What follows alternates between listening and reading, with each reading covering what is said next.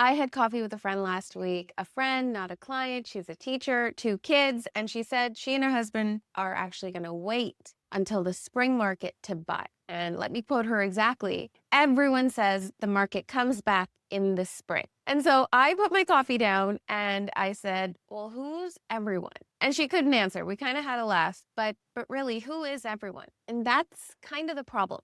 There's a story about the spring market that gets passed around and in 2026, that story could cost you some real money. In case we've never met, I'm Varsha and I help families in Guelph, Milton, Oakville, the Greater Toronto area make housing decisions based on real information, not inherited assumptions. And today I'm going to show you why the spring bounce back story is broken in 2026, what the data actually says. And later in this video, we're definitely going to go over the price data that some people aren't really reading for what it is. Okay, stay with me. For 20 years, the spring market in Ontario has followed a reliable pattern. Sellers list in March, buyers shop and purchase in April and May. They compete, prices drift up, and by June, the people who move early are generally happier. They think they've beat everybody else. That pattern held for so long that it stopped being a pattern and it started being a belief. Spring means up. Spring means recover. Spring means you better move fast. But spring 2022 brought the sharpest correction in a generation. In 2023, spring kind of felt like a false start.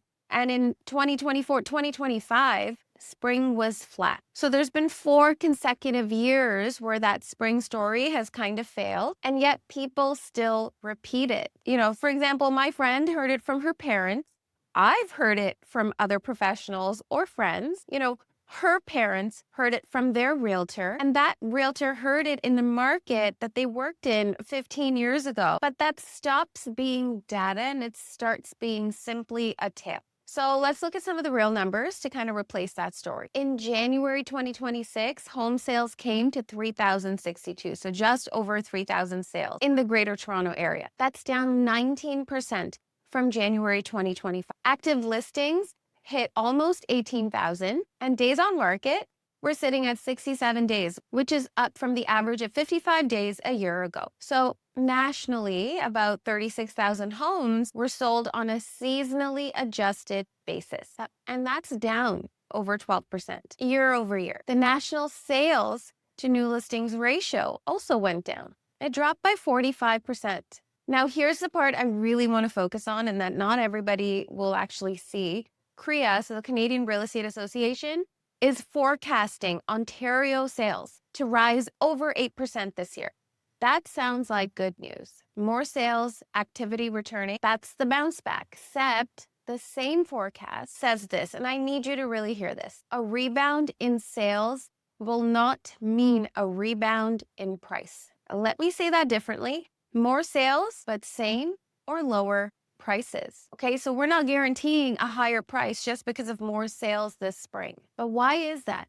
Because inventory is at an all-time, 15-year high. And all that returning demand, because yes, there is pent-up demand in our real estate market, in our buyer pool, and that pent-up demand is going to get absorbed by the supply that's ready and available. And for the first time in over a decade, buyers don't have to fight over scraps, and that's putting it simply.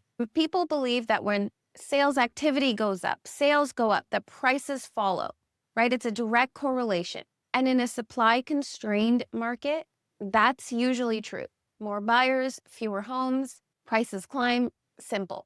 But 2026 is not supply-constrained, not even close. Let me show you 3 examples. So 1, the city of Guelph is sitting at 4.3 months of inventory. In 2021, we were below 1 month. Most buyers entering the Guelph market this spring will not be recreating bidding wars. They'll create normal negotiated transactions. 2, in the GTA, the sale to list price ratio is sitting at 97%. So homes are selling below asking, and that hasn't happened consistently since 2018. And 3, the GTA condo market is sitting at 5.8 months of inventory. That's buyer's market territory for sure.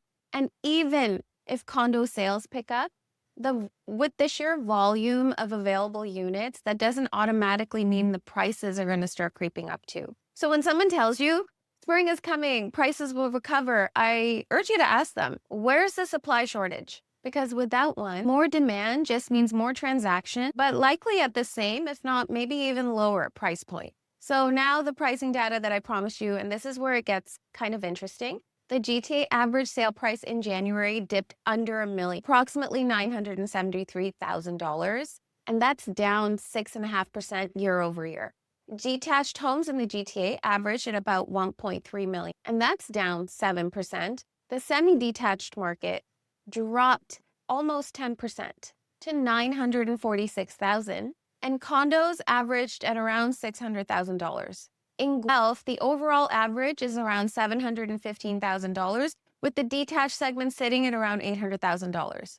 Townhomes and condos, approximately $540,000. And I want to reiterate this point because most people see down 7%, down 9%, and they equate that to a crash, or they even think that down 7% means it's a discount, but neither is actually true. What's happening is a repricing. The market is finding a new floor, and that floor is being pulled by two opposing forces. There's likely so many other forces, but the two I'm going to use for the sake of today's video is one, the resale inventory is high and confidence is low, okay? And that pushes prices down. And two, tariffs. Tariffs on steel, aluminum, new building material, lumber, they're increasing new build costs. CMHC says housing starts will decline in 2026. That means fewer new homes that are coming to market, which eventually supports resale value. Those two lines are eventually going to meet somewhere, and the people that buy now between those two meeting points at today's prices, at today's rate, in a market with 67 days to make a decision, negotiating leverage, are going to look very smart in 3 years. So what exactly do you do with all of this? If you're a buyer, please stop waiting for the spring signal that isn't coming. The signal is the 67 days on market. The signal is the 97% sale to list price ratio. The signal is the Bank of Canada holding at 2.25%. You have leverage right now, use it. If you're a seller, the spring isn't going to rescue your price expectation. So price based on the last 60 days of comparable sales and truly take stock of what your home has to offer in terms of value. Present your home well, be patient. 67 days is the new normal. And if you're a move-up buyer within Guelph or Milton, the softness that affects your sale also affects your purchase. Okay, keep that in mind. The gap between selling and buying has narrowed. Run the math, you might be surprised. And if you're my friend, the teacher, I'm not naming names. The best time isn't spring. Best time is when you stop listening to everyone and look at the numbers yourself.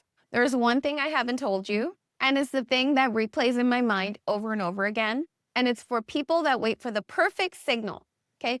The people that wait for the perfect signal are the same people 2 years from now will say, I should have bought when I could have. I should have bought when I had the chance. I've heard that sentence more times than I can count, and it always sounds the